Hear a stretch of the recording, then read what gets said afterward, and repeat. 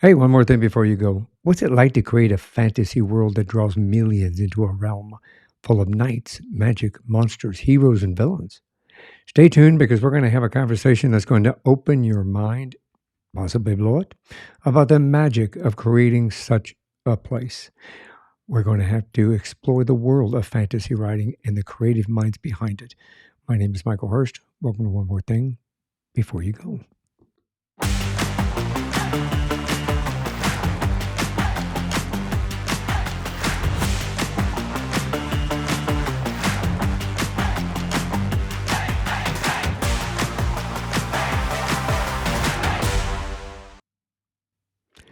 Hey, I'm thrilled to have J.V. Hilliard as my guest.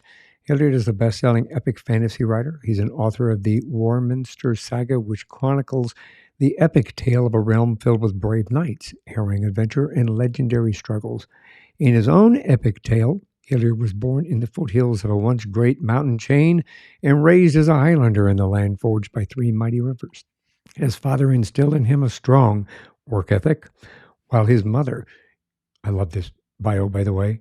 Mother Thank you. nurtured his compassion and healing abilities. His warrior uncle taught him the basics of life and creating creative writing, which would later become his passion. Hilliard's training and education prepared him to write the tale of Warminster, a world filled with magic, mystery, and wonder. He lives in the city of silver cups, hypocycloids, and golden triangles with his wife, a ranger of the diamond.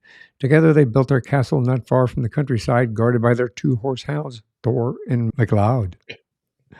I'm excited to delve into Hilliard's creative process and learn more about this inspiration for building a fantasy world full of characters, mystery, and more. Welcome to the show. My pleasure. Thank you very much for having me. You and I had to share that with my family and my kids when I read your bio and what you have up on there was I said, look, I've got like 350 interviews under my belt, and that was the most epic bio that I've ever gotten. Well, there's a funny story behind it. I was writing to a similar show to ask if I could come on, and the host said, "Look, I get a lot of requests to come on the show, so if you're going to submit a bio to me, make sure that it pops." And what I decided to do was just take my standard bio, which is, "This is me. This is where I'm from. I'm married. Here's my, whatever." And I turned it into, I cast myself as a character in my own novels, and I hid everything. But if you decode that, you can find out that the city on the three rivers is Pittsburgh, and Highlander was my high school mascot, and I went to the cathedral, which was the University of Pittsburgh, and my wife was a ranger of the diamond, meaning that she basically played shortstop. So, uh, and I just had fun just coding everything up. But if you've got a decoder ring, you can decode it and you find can out everything you decode need about it. me. Yeah, but this is the worst part about it. The guy called me and is like, "I'm not having you on my show. What did you do? This isn't a bio." And I said, "You asked for exactly this. You asked for something that was creative." So I went out on my way, and now I'm the chronicler of Warminster and not just Joe, right? And he didn't have me on my show.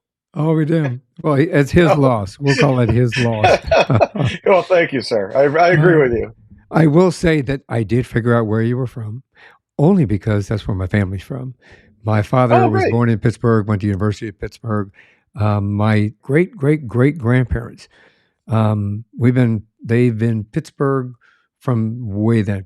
Allegheny actually, most all of them in Allegheny County and that area. So I was kind of familiar with that. I went, hey, that's pretty damn cool because I figured that part out. Some of that other stuff I didn't quite figure out, but wow, the way it fit together. So brilliant. That's all I can say. The guy Well, lost thank out. you. Yeah, I think so too. And everybody likes the bio except for him, so it worked. Well, as we started to say in what you'd said, part in your bio, I always like to start it in the beginning and kind of where you grew up. So we know you grew up in the Pittsburgh area. So we'll say that again. Where'd you grow up? So I grew up in Pittsburgh, went to school, undergrad in Pittsburgh, graduate school in Michigan, and then spent my first, 6 years of professional career I worked for a U.S. senator from Pennsylvania on the Armed Services Committee, and then started a lobbying shop doing work for defense and technology companies as a lobbyist in D.C. for a number of years, and then COVID hit. and I had nothing to do. DC was shut down for a year and a half, and my wife knows what kind of a busybody I am, and so she wagged a finger at me and said, "You're not going to sit around doing nothing. You're going to drive me nuts. So do something." And writing a book was always on my bucket list of things to do. And as a result, I started to go back and put together a story, and I had all the time in the world to do it. And I shared it with a professor friend of mine, and she loved it, said, "This needs some work. Get an editor, and I'll bet you someone will publish it." And that's exactly what happened. It took about a year to get from book one to book two, but it was an exciting experience. And now I'm on to book four and a second series, and things are going really well. So that's sort of the beginning. It all started here in little old Pittsburgh, and rambled on from there. Well, it's amazing. There's a lot of writers that come out of Pittsburgh. I told you before we started that my father was born there, and he was a writer. Yes. Loved his job. He was a journalist and was working on a novel before he passed. But yeah, I love Pittsburgh. I have many childhood memories for Pittsburgh. This journey has been probably a lot more interesting than working, with the senator, probably. Yeah, this has been eye-opening. For the first 20 years of my professional career, I was basically, very confrontational. It's a very competitive realm, as you can imagine. A lot of type A personalities in places like DC. Yeah. So every day you get up on your best guard, right? You put on your armor, you put on your shield, you go and defend your clients, or in some cases, I was defending the senator's positions on things. And then I stepped out and did this, and it's an entire different world. People in this realm love to collaborate. They want to see you succeed. They want to be part of your success. And it's a strange dichotomy. It's completely different. And now I wake up and all I need to do is write and promote my stuff. And now I'm returning the favor and paying it forward. And there's a lot of authors that are going through the same thing I did 3 years ago and need to learn how to take those next steps. And, people were there for me, including folks like you that gave me my first interviews with my brand new book that no one had read. Right. And they still had me on and were helping me out. And the connections was just fantastic. And it's truly night and day. There's no other way to describe it. It's a community that lifts you up here and it doesn't beat you down. The creative world, I think, is a much more nurturing world with regard to that. I think that we all know that we've been there. We all struggle with it, and we always give each other a helping hand, which I appreciate, even from my perspective. Somebody's always there to push me from behind, or pull me up from the front, or walk beside me and help me navigate the path, which I'm grateful for as well. I think that this is you've evolved into a very unique world, actually, because your fantasy world, you get to create worlds. You get to create something out of everything, so that it comes out of your mind, but it allows other people to experience it as if it were real, which is like, wow, that's fantastic. It's got to be. How did that feel when you got your first book published?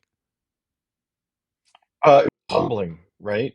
In part, it was gratifying to see something that had been rattling around in my head for so long finally hit pages and show up in ebook form and audiobook form, and that people liked the stories that I was, telling. And then it gets even more humbling when you go to a book show, or are at a library show, or you go to a convention, and uh, people come up to you and they give you fan art, art that they drew of your characters that they in their head, how they depicted them from your novels, or they ask you if they can write fan fiction. I had one guy make a baseball card. He literally collected baseball cards of his favorite authors and then would travel to see them and have them sign their own card. And on the front was a picture of me, and on the back there was my bio, and it was just like a baseball card, except it was an author card.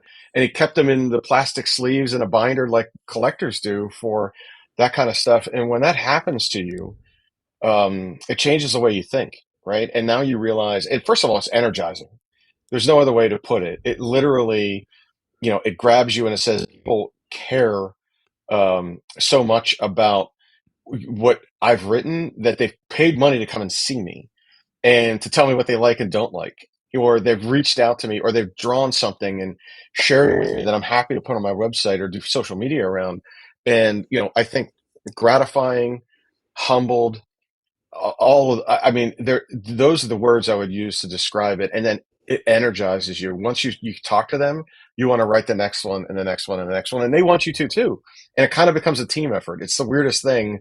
You want to write stories that they like to read and will continue to read them. And you want them to come back and tell you what they liked and frankly, what they didn't like. So you can make a better story the next time around. Yeah, that's amazing. I mean, it's honestly really amazing. I know you obviously went to college for a different direction, so your path in life changed to this. Even as a child, had you ever thought about being an author? Yeah, actually, it was the first thing I wanted to do. So I have a really kind of an American childhood, right? My father was a steel worker, as you can imagine that in Pittsburgh, right? And my mom was a nurse. But my uncle, who was like a second father to me, was paralyzed in the war. He was a Marine, and when he came home, there was very little that he could do as a quadriplegic. But some of the things he could do involved forms of escapism, right? So he would write and submit horror stories and pulp fiction to local magazines when that was the thing to do. And he also bought me a game of Dungeons and Dragons when I was little, and we started to role play, and I fell in love with fantasy. And I looked up to him, right? He was like a Mhm. second dad to me, and what he was doing, I wanted to do. And I found out I was kind of good at it. And, so my storytelling became dungeon mastering in a very nerdy way for a game. And I took a bunch of creative writing classes when I was in high school. But then real life takes over, and it's hard to make money that way. And I ended up putting my skills to the test. And, through college, it was poli sci econ. There was a lot of writing for that. So I was good at it. And that became a job on the Hill, which became a job representing people back to the Hill. And then when that hiccup happened and everybody was at home, I tried to make a silver lining out of it, and I launched a career 20 years later than I thought I would be. And I wish I could go back and rewind time and start again because it would have been the right thing to do. We're in the right place now for sure, and I owe that to my time with my uncle and growing up with him and emulating him, wanting to be a lot of what he could do. And those were things that he could, escape his own condition. So And I enjoyed, think that, yeah. that really gets to the heart of things, right? I mean, people read books and see movies for entertainment purposes. They want to Yeah. escape their 9 to 5s, right? And so I'm providing them an outlet to do that. And so when they fall in love with my characters or they enjoy reading the stories or listening to them, through an audiobook, a lot of that stuff, you know, people get excited Yeah. about that. And like I said, they'll travel to see me to talk to me about it because I've affected them in that way. And I really enjoy that. And it's a different lifestyle, it's a different career, but I don't care. I mean, I made a 90-degree turn and I'm not going back. Well, no, I mean, you get to do what you love, and your passion has come out forward. And we all strive for a job that we can do. That's our passion. When you find something, not everybody get that luxury of being able to take their passion and turn it into profit from that perspective. So yeah, well done. Well done, well done. So Dungeons and Dragons were part of your motivation. Do you watch? I mean, my kids grew up with Harry Potter, of course. And that's part of fantasy world, Narnia, and Middle Earth, if I remember Oh yeah. correctly. So my kids grew Yeah. up with that. So I kind of obviously got indoctrinated. I'm an older guy, but I got indoctrinated within those realms, so to speak, with my kids, which gave us an opportunity to kind of bond a little bit and have something to kind of do. We didn't get into Dungeons and Dragons very much, and most of that was because I was a cop already. Somebody come over, I just wanted to relax or watch TV or just spend time with the kids. But we did it through the other things like Harry Potter and Narnia and those things. And now I'm kind of lost in the Wheel of Time.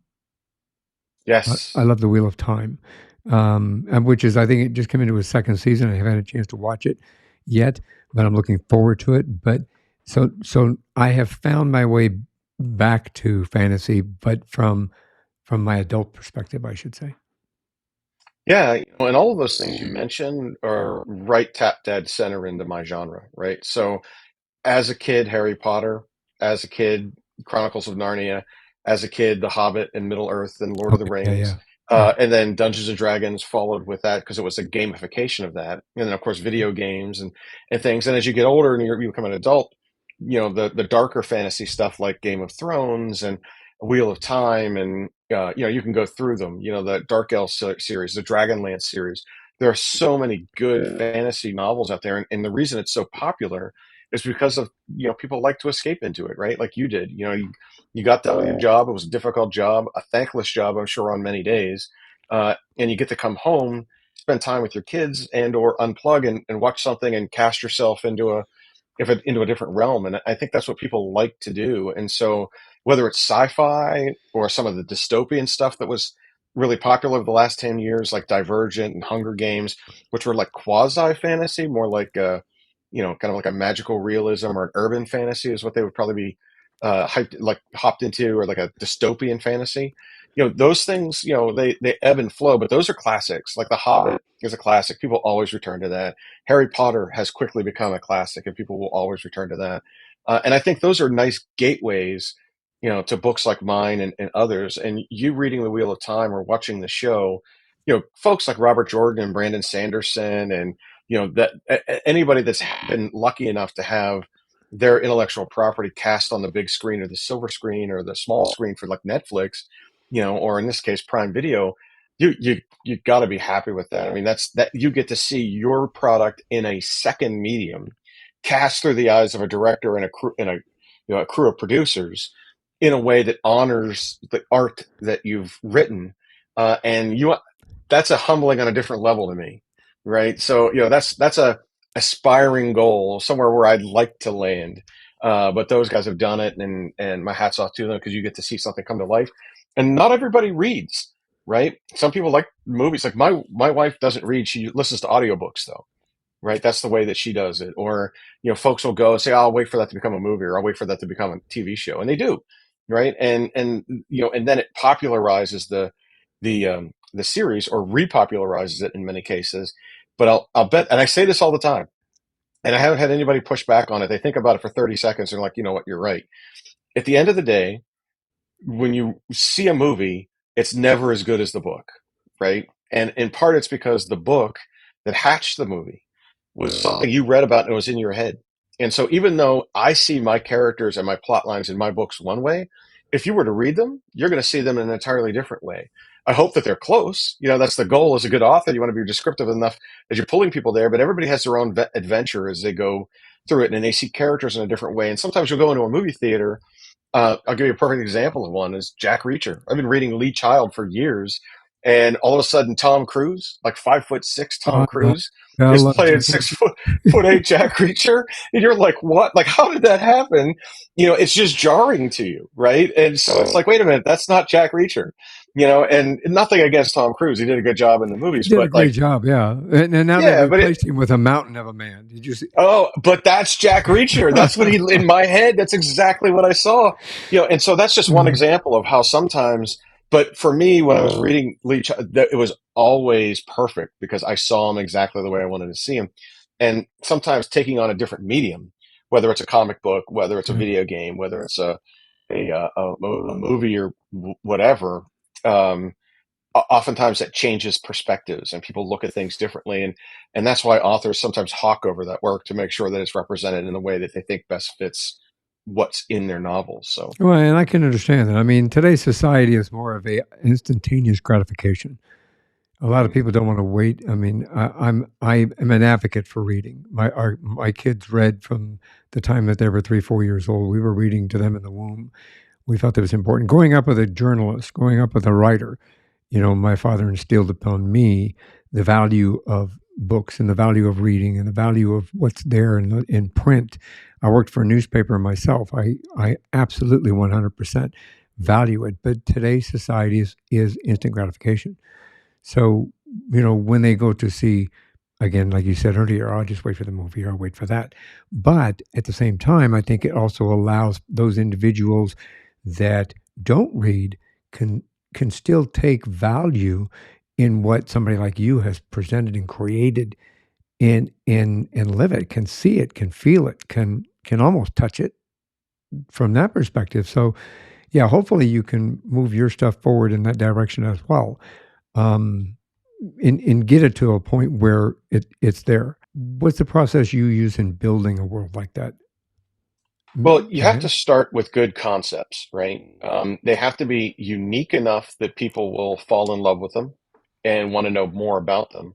But there also has to be a thread of realism in it so that people can suspend disbelief, right? So if you had a world that had, no gravity, for example, and or three moons or whatever it might be, you literally have to you have to share something that's familiar with people so they can grab it, and then build a world around it uh, that's different enough that they can fall in love with it. So when you look at Tolkien, it was sort of like a European medieval culture with magic in it, and you're like, oh, okay, I get everything except it's magical, and then from that comes a variety of books in that genre. C.S. Lewis being one, again, where you get this magic because they fall into a new realm, but the realm, basically has a sun and a moon, a night and a day. But in our realms, you have to describe to people how things happen. So, like, you have to build a world and tell them what the monetary system's like, what the religious systems are like, what the governmental systems are like, what the history of the realms are. And so, oftentimes, fantasy novels become epic fantasy just because of the length of books that you have to write to create a strong enough world that people can believe them and live in them, as well as provide them with all this background and history. If you go back and look at what Tolkien had done with Lord of the Rings, he created his own language for elves. He created his own magic systems, which led to the Dungeons and Dragons games. He went and created a history, thousands of years of history, and even though it might have been bullet pointed and looked like a family history or family tree, it was enough that it pulled people through, and they're like, I get it, this world exists, even though it doesn't, because it was something that they could identify with. It was something that would allow them to suspend that disbelief just far enough to allow that funky stuff to creep in. So let's take Harry Potter, for example. I mean, Harry Potter is cast in, for all intents and purposes, modern day London, modern day Great Britain. And he gets on a platform 9 3/4 and disappears onto a train that whisks him away to a magical land that parallels our world, but a lot of the rules are the same. And so he's able to use his magic and learn his magic and live safe in that realm, almost a dual life from one that he was living as an orphan in the real life. And so you see these things that come close together and they are parallel to one another, and they just intersect every now and then, just enough to make it believable that there's something else out there. You see that in all sorts of genres: vampire novels, werewolf novels, the dystopian novels, where something has a thread of a world that exists right now, but now we're going to introduce a concept that's going to blow your mind. And if you look at the Hunger Games, they had a different different government system and the way people lived, but it was this desperate, and you had poor people that lived in all the districts, and then the rich people lived in the capital, and they had walls up, right? And things like that. And or you look at Divergent, where they were experiment. They were literally created as an experiment to find out how people reacted, so that they can affect and survive and move on and advance the culture that had destroyed it. And things like that. But there was enough in there that people were able to follow along. So as a writer, you got to give them enough so they can identify with it, but then hit them hard with the concept that you're bringing to it. And so in my case, it's new monsters, new magic, new whatever. Speaking of characters and things like that, and the new monsters and new magic and so forth, how do you come up with your characters? How do you come up with, and when you think about these, do you base them on real people? Or do you base them on something that you feel would fit within your storyline? All of the above, right? So, some of my characters come directly from my play as Dungeons and Dragons player or dungeon master. As nerdy as that sounds, they're good stories, and you tell those stories while you're playing the game, Mhm. and they're memorable and they stick with you. And as part of that, you know that you've created a good story because the people around you tell you it's a good story, right? Like they want more, and you continue to play, and all those kind of things. So some of them are really kind of lifted from that. The other places, you're right, real life. We've all seen people that are exaggerations of things, and sometimes they make good characters. And I think authors, if there's one commonality between us all, I think we're all observant people. And as a result, some of us are introverted Mhm. and will sit somewhere and not say much. and then there's others that will weigh in, are not introverted at all, like me, but we'll express ourselves, but we always find things about folks. And I think you as a police officer would likely agree with me. There are patterns, and you see Yep. certain things, and you kind of, in some cases, you know things are going to happen before they happen. And for authors, we can pick up on a certain thing, someone that wears a flower all the time, or a perfume that someone has, or a habit that they have. And you Mhm. think that will make what would be a generic character much more real. Because we all have that, right? We always have that crazy uncle that shows up and is drunk, but everybody likes him, right? And so he winds up in the story as one of my characters. It's just dolled up as something else, Right. or whatever. And so you take inspiration from real life situations, even in my stuff, because I'm a amateur military historian. Even the battle scenes in my novels, some of them have a foot in real life, Some foundation to and it. or and it makes it real because it's a story you might have heard, but you didn't see it this way, right? Right. And so there are times where in my books, there's a battle of Ham Hill. It's called Blood Ridge, and it's like the Alamo, or it's like the 300 Spartans at Thermopylae, right? It's like that kind of Mhm. stuff. It's like where a handful stood against many, and how they did it, and to survive, or in the case of the Spartans, not survive, but accomplish their goal by not surviving. And then, the inspiration for the monsters really came from mythos from around the world. I was Mhm. inspired by Norse mythos, Native American mythos, some Asian mythos, some African mythos. When you read about things that aren't like everybody knows Right. what a vampire is. So if you're going to build a realm, you can build something that's unique, and that's what Right. people want. And so you go and you find threads in there. So I have a monster that's a skin stealer that's based off a Native American legend for Skinwalker. skinwalkers. Right. Yeah. Yeah. And or the antlered man comes from a Nordic tradition from a man called the Master of the Hunt, where he Mhm. commands these dogs and he has antlers sticking out of his head. Except mine is twisted and dark and not necessarily a friendly guy. Right. This is a big bad evil guy. So like, but you find things like that and you build them into the world, and as a good storyteller, you know that you're going to catch someone's attention with them. Yeah, that's amazing. I appreciate that. Yeah, I think I mean, as a cop, I was a people watcher. I still am a people watcher. I'll sit in the corner where I'm sitting in a restaurant having coffee or whatever, and, I watch people. And it's just a habit, and it's a habit I developed as a cop anyway. But, you watch people, and like you say, you do know, you pick up on things, and you usually can tell who the bad guys are and who's about to do something, who's not. I mean, Yep. it's just there. You just have it, Yeah, it's just good. It works. So what would you consider, like I said before, this fascinates me to a point because I do understand nonfiction writing. I understand journalism, but coming from a fictional perspective and fantasy in particular, do you have any like challenge? What are challenges if somebody was going to be a fantasy writer? What challenges would you kind of share with them that maybe you've gone Oh, through? there's a few, right? So, not just a fantasy writer, but any kind of writer in general. I mean, you've got to write as much as you can every day. And I don't mean you have to write 3 chapters a day or 5 chapters a day. What I mean is you have to make it a practiced habit, one you want to get up and do to keep pace. And sometimes we all hit writer's block. Other times, you just need a break. So I'm not saying you have to do it super religiously and get up at 6 a.m. and get your morning pages done. That's not what I'm saying. But you should make it as habitual as you can so that you feel ingrained, and then the next thing comes and the next thing comes. You just get better at it over time. So I look at it as a bit of muscle memory, and I would suggest that authors do the same thing until they could find their stride as part of that. Secondly, writer's block happens, right? And even to the best of us, and different writers experience it differently. My block comes from not being able to plan. So, I'm a planner through and through. So my novels are baked in. Like I know exactly what's going to happen. I write them from back to forward. So I write the end of the story, go back and write the front of the story, and then fill in the gaps. And so I know everything that's happened in that novel. Other authors are pantsers, or they fly by the seat of their pants.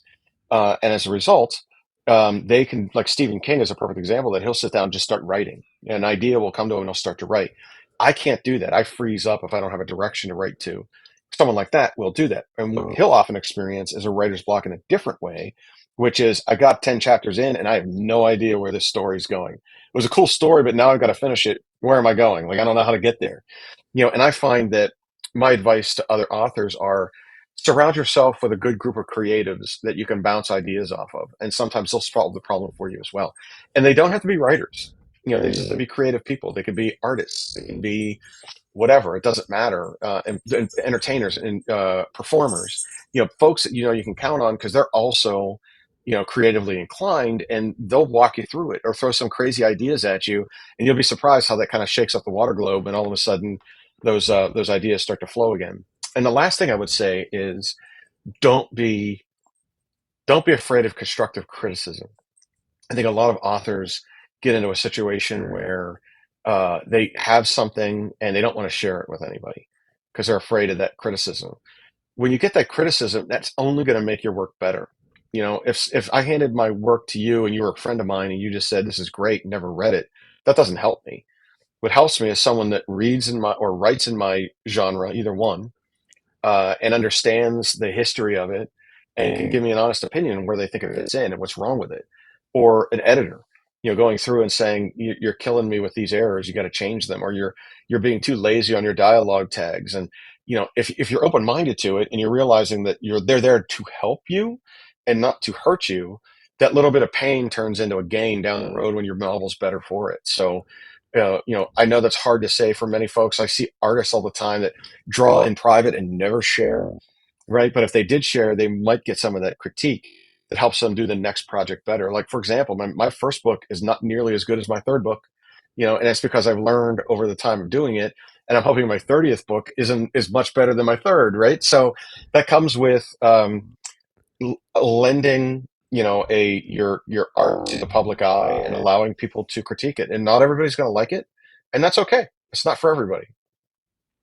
Yeah, that's brilliant to words of wisdom for those individuals. I think that anybody embarking on something, even like my podcast, I can tell you that my podcast is significantly different from episode one to now because we learn to evolve with what we're doing and to build our craft and to move forward with the things that we've done, that we've made with mistakes, and then take the mistakes and throw them away and learn from them and put positives in to continue to build upon what we have been building.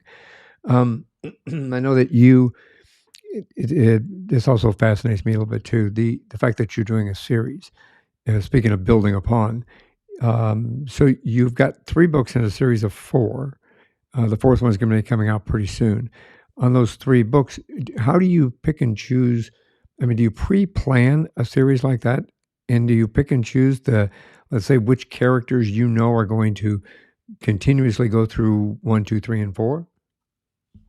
Yeah, for me at least, not all authors do that. I mentioned the pantsers before. When they're writing, they don't know what's going to happen.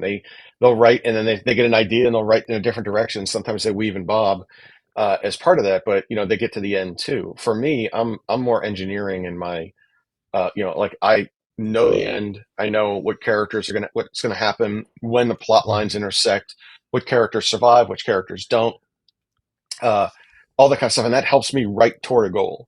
Like if Right. I know that this is what I got to get done, then that happens. And I do something that's a little. I haven't seen anybody else do it. I'll write a character line on its own, and it might be 8 chapters or 10 chapters in a book. And then when I weave the multi points of view together, I put them in there like Lincoln logs or like a pieces of a puzzle. Like I Oh, don't interesting. write chapter 1, chapter 2, chapter 3. I write the character line, and then I write this character's line. And there's times where they intersect, right? So they come together in a way where sometimes you're writing them together because they're traveling together or they're doing something together or they're in a battle together, and that's cool too. But I kind of know, so I'll have literally 5 or 6 different plot lines going on at the same Mhm. time. And then as my multi point of view characters intersect and come together, it kind of becomes sort of like a single point of view, not written that way, it's still multi Right. point of view, but now the characters are together and they're traveling in this merry band of adventurers, chasing down the bad guys. And so you can see them together. And at that point, you marry yourself up to the most important character in those scenes. And oftentimes that's the main character. So What a unique that's how approach. I do it. Yeah, that's a unique Pardon? approach. Yeah, it's don't ask me why I write like that, but that's how I write, and it If it works works. for me. Yeah, Bruce Lee always said, "Learn everything, take what's good for you, what you can use, and throw the rest away." So that's all you've done is you've realized what works for you and you put it to use. That's the best way to do that. Excuse me. I know that you're. Excuse me. Do you research? I mean, obviously, we talked a little bit ago about it because it just brought this question up in my mind. So, when you base some of the stuff on, like some of the battles and things like that, do you research all of your like the next this next book? Each one of the books, was it based on doing previous research prior to? How do you? Let me start over because I've got all these things running through my heads and they're trying to intersect, like you were just talking about. How do you research a book? Do you do all the research for each individual book, or did you lay out these 4 books as a whole series? How did that In evolve, my I guess? head, the whole series is the same book.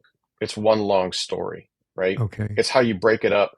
And my editors and my publisher have helped me break it up in the past, where it's like this is the logical ending to this book right here, from there, right? okay. And maybe there's a cliffhanger or an epic ending, and then people need to take a breath and take a beat and then start the next one, right?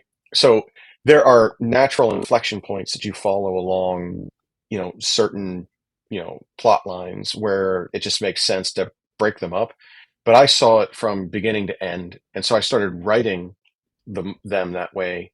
And then I would just focus on the end of each of the first 4 books, write that, and then go back and write the beginnings, and then fill in the blanks in the middle. So that's how I do it. That's not right or wrong. That's Right. just This is how right you for do it. me. Yeah, right. So like they, from that perspective. So that's kind of how I looked at it as one big plot line. And then the places where I needed to research, I did as part of that, right? So I have a character that has a falcon, and I didn't know what falcons ate, right? So you go and research that and how they hunt and what they eat.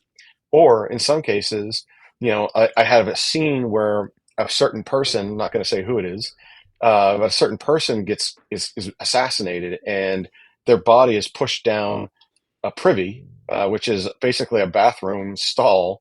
For those of you who don't know the word, in a castle somewhere, and I needed to know how they emptied those things so that they could catch the villain, right? And how they would Oh, find the body. Who knows that? No one knows that. no one So you knows have to that. go and research that, right? And then of course, things alongside, healing powers. Along there are folks within the novel that I lean on for, like, homeopathic stuff that might exist Mhm. in a medieval time frame, or like stuff from Wiccan or alchemy and things like that, where there are cool solutions to stuff that Right. might have been like your great great great grandmother's idea, for a healing potion, and it just so happens to work because there's just a little bit of magic in it, right? And those are the kind of things that you look for, but you want to bring them, like I said before, you're suspending disbelief, but there's got to be a basis of realism in them. So even when the healer in my novels gives a certain root for a character to chew on so that it kills his pain, that root actually exists. And, it's called Very slippery cool. Embark, right? And that all comes with research, and then people are like, "Oh, that's really cool," and then they find out that it's actually true, and they're like, "Oh, I get it! Like, what a great! How does he know all this stuff?" Like I have a naval battle, for God's sakes. I've been on a boat fishing. I've never been. I was never in the Navy. I was never, on one. I've never been in a naval battle. Like, and all of a sudden, you're literally writing a story about these tall ships that are in a battle. So you have to learn starboard from port, and what does it mean from the stern to the aft, and how does this rudder system work, so that you could talk about how it was damaged, so it doesn't work that way. And it's a lot of research that people don't think about it. And I would liken it to what actors do when they play a cop, right? They Yeah. go and they do a ride along, Yeah. or they watch folks, and they pick up on things, and then they learn to say it. They learn to hold the gun the right way. They learn to fire the right way. What would they do? What would they do in a certain situation, so that they're portraying their characters that way? Well, authors have to do that to make sure the books meet up with real life, because the last thing you want to do is say something happens and then someone call you on it and say it doesn't really happen that way. Well, and realistically, I mean, you involve your characters that way. They become part of the conversation. They Hmm. become part of the story from that perspective, I think, because it's something that would show that it can happen to them, it can happen to me. You know, if that worked for them, it can work for me. They can believe in the magic. They can believe in in what's going on, and I think have a relationship with your characters more because of that. Which I appreciate that. That's very that's brilliant actually to take it from that approach. I know that speaking of keeping people involved in like part of that conversation, I guess you could still call it a conversation um, within the book and the characters. How do you keep them engaged? Let me try this again. Oh, I got so many things running through my head, Joe. I can't even begin to tell you. So, how do you keep them engaged to keep them wanting to come back to buy the next book? Is it through that integration of all of that realities with the present and the past and the future? I think it's more a good story, right? People read to be entertained. And as long as they're entertained, they're going to buy the next one. I've seen stories and books be bestsellers that are just that. I mean, it's just a reiteration of the thing they read the last time, but they're comfortable with it and Right. they want to read the next story. And it's some people like cop stories, other people like sci-fi. I write in fantasy, so my readership enjoys reading certain things, and some of it they could be familiar with, but I really think it has to be a good story. It has Mm, to, at its core, it has to entertain. And they're entertained in certain ways, right? There's big battle scenes, there's small duels that are cool. This rich world that you're creating as an author, helps to reel them in, and then they want to cast themselves in there. They're like, oh, that would be great to be there and to see this, live and in person. And then there are tools of the trade that you can use. Like, for example, at the end of your chapters, you want to have that hook to keep them reading, right. right? So you can't end a chapter by something boring. It has to be something either profound or something that surprises the reader. And then what do? They keep turning the pages, right? A Or cliffhanger. right, yeah, mini cliffhangers on A each mini of them, cliffhanger. right? And you can have a cliffhanger at the end, or you could have something that like entirely ends and with the end and the series is over. All those things, are fine. But at the beginning of the chapters too, what I try to do is a trick called in media res, which means that you're literally dropping yourself into a scene right away. There's no build up where it was a dark and stormy night, and the wind was rattling through the trees. I mean, that's cool, and you can get away with a little bit of that exposition at certain points. But I would rather the character show it to you as opposed to tell it to you. So, Right. the fact that Michael shivered outside in the rain and Yeah.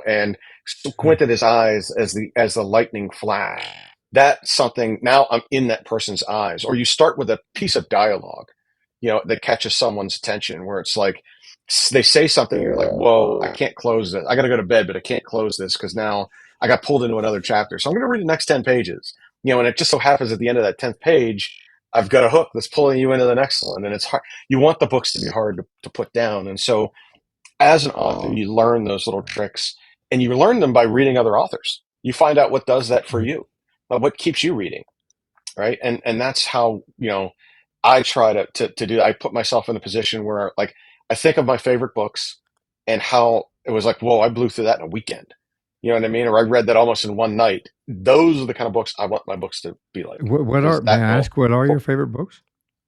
Oh my gosh, there's so many. I have like a mini library. It's ridiculously embarrassing, and if my wife were here, she'd be nodding her head behind me, slapping me for all the books that I own. But the truth of the matter is I, as a fan of fantasy, there's one big bad. I mean, it's Tolkien, right? So like Lord Right. of the Rings, The Hobbit, that's where everything starts and ends.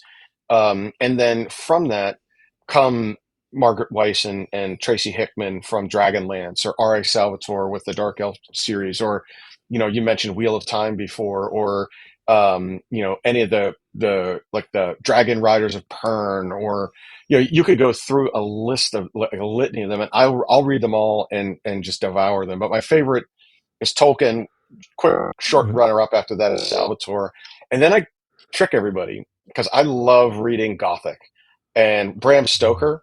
If you read his stuff, I know everybody has seen the movie Dracula and they know what a Right. vampire is. I don't know very many people that can get through the Dracula novel and not say, "Holy cow, what a rich story." I mean, this guy does everything. He casts you into a realm. He used modern day, like literally there was a Russian schooner that sailed into the port of Whitby with no one on it, and he uses that to deliver Dracula. He made a story up about a real life event, and of course, Dracula Oh, hunts in the territory of Jack the Ripper when everything was happening, and so now you got people that are already that this social angst about it. That's part of it too, and he's got three nagging wives at the castle, so he wants to leave them there and go somewhere else to chase his next wife. And and of course they're just evil and they're torturing Jonathan Harker, and but you're like when you're in Transylvania, you're there. When you're in London, you're there. He you're has a there. chance. He does that. And I think that even though that might be a bit out of character for someone that likes fantasy, I think that's why much of my fantasy I would describe as dark fantasy, because the heroes don't always win. And there's a bit of gothic spun up in each of my novels. Well, in reality, I mean, vampires, they may or may not exist. I mean, I know that, I watch a lot of archaeological stuff that happens on TV right now. And I follow Josh Gates with Exploration Oh X and yeah. all those. Some of my favorite shows. And he's got like, I don't know, 6 or 7 of them, maybe even more than that. But, they did one where they actually found some skeletons and they just found one recently was like a 15-year-old kid, they said, that was buried face down, chained, and a stake had been placed where the heart would be, thinking the guy was a vampire. So that's been around for a long, long time in folklore. I love the Dracula movies as I was growing up, but I've never actually read the book. But now you've intrigued me to go read the book. It's different than what you think it is. You will not. You will look at it and say, "Oh my goodness," because for the time, I'll bet you it was pretty racy. There's a lot of erotic scenes in it that don't go over the line, but for the time, I'm certain there is. But it's funny you bring up Josh Gates, and I mentioned this earlier about real life inspiration. Yeah. One of the characters in my novel is a cryptid hunter, and he's hunting these mythical horses. They're called Tetrine in my novels. They're two horned uh, like unicorns, except they're dark and tall, big, bigger than a traditional horse would be. And Josh Gates was the inspiration for that character in the book because he's a cryptozoologist. He travels around the world chasing Bigfoot and Yetis and weird stuff like you just described. Yep. And so I saw my cryptid hunter character as my version of Josh Gates Oh, in very cool. uh yeah, so it's funny, it's like funny you mention it because that's where I got the idea for the character. For that there, that's pretty cool. Yeah, I love Josh Gates. He's pretty cool. Now, I'm going to read your novels. I haven't had a chance to read them before we got into this conversation, but I saw my bucket list here. Well, I won't say Oh, bucket. I'm not going to say bucket list because I'm not that it's on your close to to be that. read list. It's How on about my to be read list. that? I got to be careful what I say out here to the universe. But yes, I do. I do want to do that. When you create these worlds, do you visualize? I mean, it's got to be an amazing opportunity for you from coming from inside your head to be able to visualize these. When I actually learned to write screenplays, and I have a passion with movies and for writing movies and for things like Oh, this. sure. I probably have. I'll be honest with you, like your library, I probably have a collection of about 2,000 movies, Mm. various things from movies way, Wow. way, way the hell back in, old movies all the way up through present day. Um, and I learned to be a filmmaker in between being a cop, and did a couple of different screenwriting conferences and film festivals and things like this. So I really, really got into movies when I started writing screenplays. In my mind, I visualized everything that I wanted to see. Is that how you create your world? Do you visualize it and then put it down on paper? Yeah. And some of it comes from real life inspiration. I've traveled a lot in my career and in my life. I've been around the world. I've seen things that people just because of what I did before this that people would not see. Right. And some of it I've baked into the novels, whether it's places I've seen, buildings I've seen, cities that I've seen. So, like, Okay. one of the things in my old world of defense lobbying was I did a lot of work at the Pentagon. right? And you see new inventions there all the time, and you're not allowed to talk about them. In fact, you would get in trouble and go to jail if you talked about some of the stuff you saw. And so, what I did was I created a city of advocates inside my novels, which is like an invention city. It's a scholar city where people go to learn. So it's like a big college campus that's free to learn. Everybody goes, and even the good, bad, and the ugly happen there. But they develop weapons that give the good guys and the bad guys, in some cases, advantages and disadvantages. In some of the bigger battles. And so you see that's like my military historian mind meeting modern day life, and or you see how some of these cultures, like if you spent any time with the Department of State or Foreign Affairs, you see how countries deal with one another, and expectations between that, not just with their citizenry, but between other countries. And so you understand. So when I'm writing about the seven baronies in the Kingdom of Warminster, how they treat with one another, and that's important because that adds I think a level of realism too. And then I think lastly, from the perspective of you know the kind of stuff that I wanted to do, like you said, as you learned the trade of writing screenplays and filmmaking, I had to learn not to write in nonfiction, and I had to write, which I had been doing for 20 years, and write fiction stuff. And so you find inspiration, like I mentioned earlier, with other authors and other movies that you've seen or ideas that you've had. And so for me, a lot of those I had a chance to play out in a game form with Dungeons and Dragons, or something else that's similar to that. And you see how people react to things and what they like and what they don't like, and you just give them as much as what they like as you can. Again, with the core reason for doing this is entertaining people and telling a good story that you hope will stay with somebody, and you hope they buy your book. But the idea is that at least it's out there and you're telling a story, and it's memorialized in some kind of way where it's providing entertainment value for the people that are reading it, and then hopefully video game, movie, comic book, that kind of stuff comes to fruition too. Yeah, we all want to escape. I think that, especially in today's day and time, with everything that's going on, all of the infighting, the political issues, the wars that are going on, everything that's happening, the high prices of everything, just life within itself. We all need an opportunity to be able to escape and enjoy something outside that realm for a little while, and kind of get away from it and escape just for a few, you know. So people like you that create these different opportunities for us, I think, are a brilliant way of allowing us that open door to go through. So, obviously, Well, thank you that's for. you enjoy doing. Like I said before, it energizes you when you hear someone say that, and they come up to you and tell you how much they liked it. Then you want to write the next one so they can like that one better. Well, in fantasy, if coming from growing up as a kid, obviously, fantasy is one of the most intriguing aspects of it. Allows you more of an opportunity, I think, to escape, because you can really visualize, wow, what if? In my opinion, when you look at something, you come into something, you go, oh wow, what if? What if I could do that? What if I could wave a wand like Harry Potter?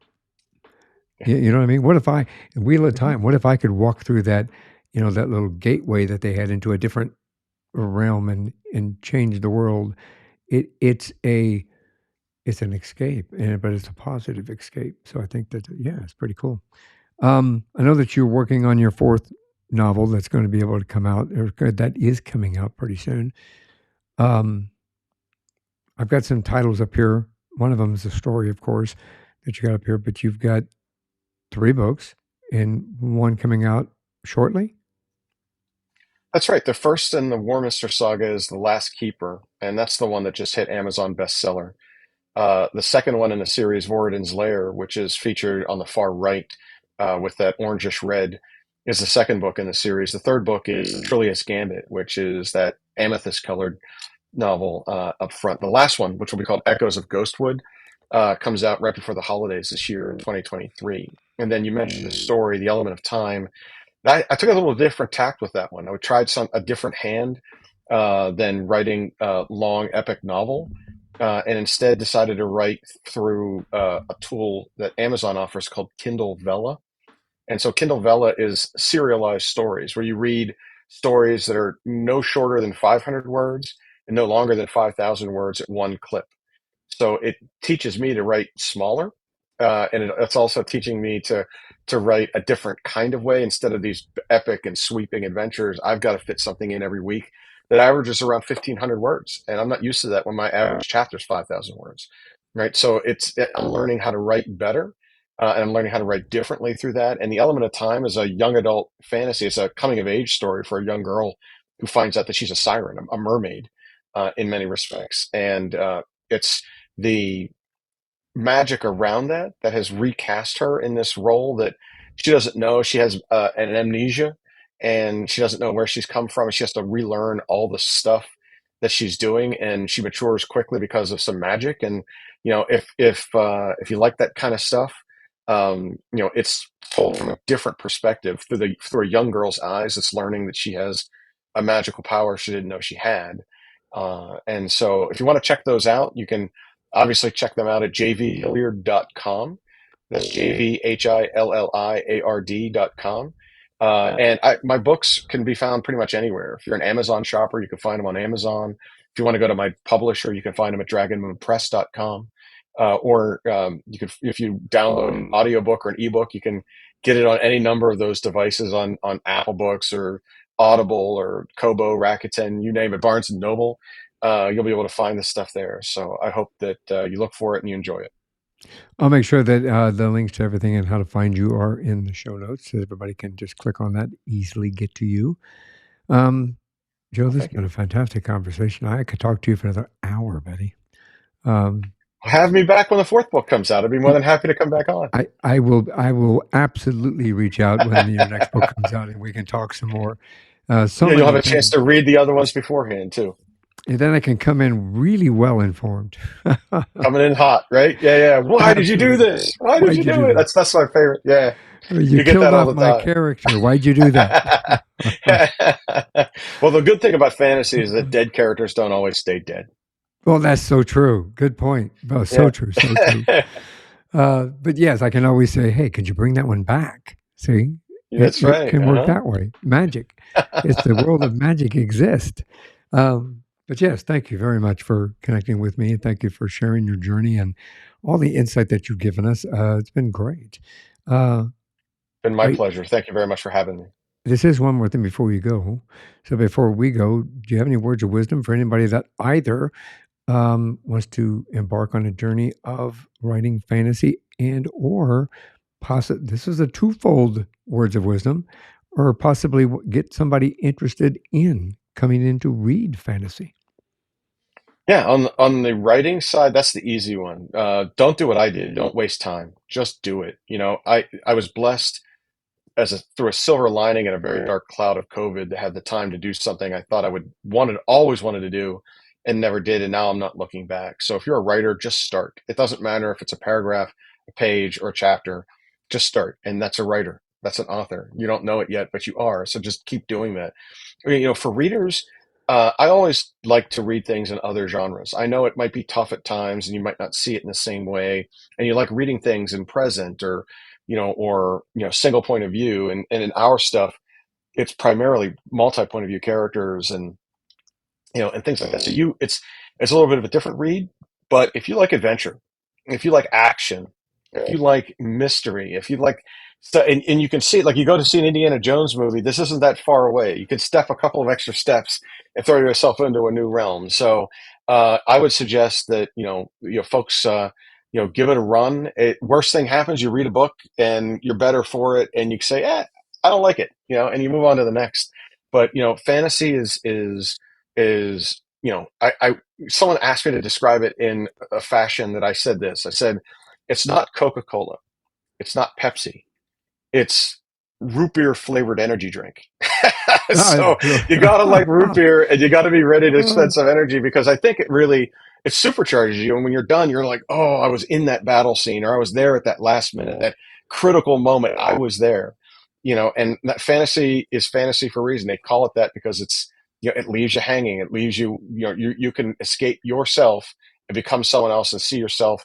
You can live yourself through 1,000 different sets of eyes in fantasy. That's brilliant. Brilliant words of wisdom. Very much so. Very much so. Thank you. Joe, again, thank you very much for being here. I really appreciate it.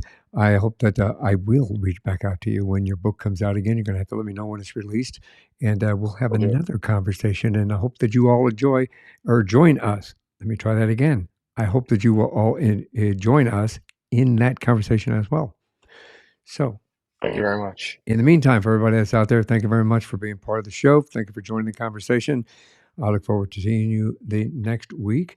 And have a great day. Have a great week. And thank you for listening. Thanks for listening to this episode of One More Thing Before You Go. Check out our website at beforeyougopodcast.com. You can find us as well as subscribe to the program and rate us on your favorite podcast listening platform.